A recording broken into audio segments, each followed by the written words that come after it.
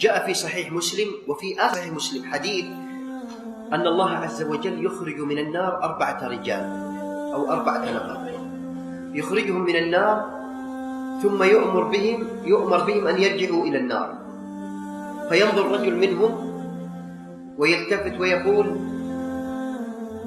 ما كان ظني بك يا رب هكذا، ما كان ظني بك هكذا.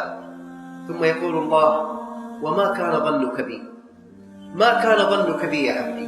هذا واحد منهم، فيقول: يا رب ظني بك أن لا تعيدني إليها بعد أن أخرجتني منها، ما تعيدني فيها بعد أن أخرجتني منها، فيؤمر به فيذهب إلى الجنة. وكذلك رجل بعد الحساب يؤمر به أن يذهب إلى النار، ذكر ذلك ابن كثير، فيؤمر به أن يذهب إلى النار فيتلفت في العرصات يمنة ويسرى متعجب، فيقول الله عز وجل للعبد: ما لك يا عبدي؟ فيقول: يا رب ما كان ظني بك هكذا. ثم يقول الله: وما كان ظنك بي؟ قال: أن تغفر لي وترحمني.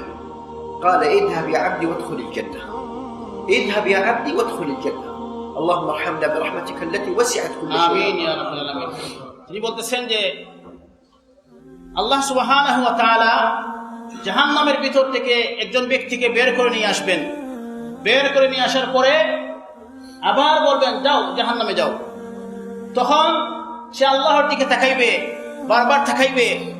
আল্লাহ তাআলা বলবেন: তুমি কেন তাকাচ্ছ? আমি যে তোমাকে আদেশ করলাম জাহান্নামে নিক্ষিপ্ত হওয়ার জন্য, যাচ্ছ না কেন? তখন সে বলবে: ইয়া আল্লাহ, ইয়া আল্লাহ, আমি এটা আশা করছি না, আমি এটা কল্পনা করছি না, আমি এটা ধারণা করছি না যে আপনি আমাকে আবার জাহান্নামে নিক্ষেপ করবেন, বরং আমি আশা করছি আপনি আমাকে রহমত করবেন। আল্লাহ সুবহানাহু ওয়া তাআলা তখন বলবেন: যাও, আমি তোমাকে জান্নাত দান করলাম। শুধুমাত্র আল্লাহর প্রতি রহমতের আশা করার কারণে, রহমতের আশা করার কারণে আল্লাহ সুবহানাহু ওয়া তাআলা জাহান্নামীকেও আর জাহান্নামে নিক্ষেপ করবেন না, বরং জান্নাত দান করে ফেলবেন। এইভাবে তিনি বলতেছেন আরো এক ব্যক্তির ঘটনা, যে আল্লাহ সুবহানাহু ওয়া তাআলা এই ব্যক্তির হিসাব নিকাশ করবেন। হিসাব নিকাশ করার পরে তাকে জাহান্নামের ফয়সালা করবেন, বলবেন: যাও, তুমি জাহান্নামে যাও।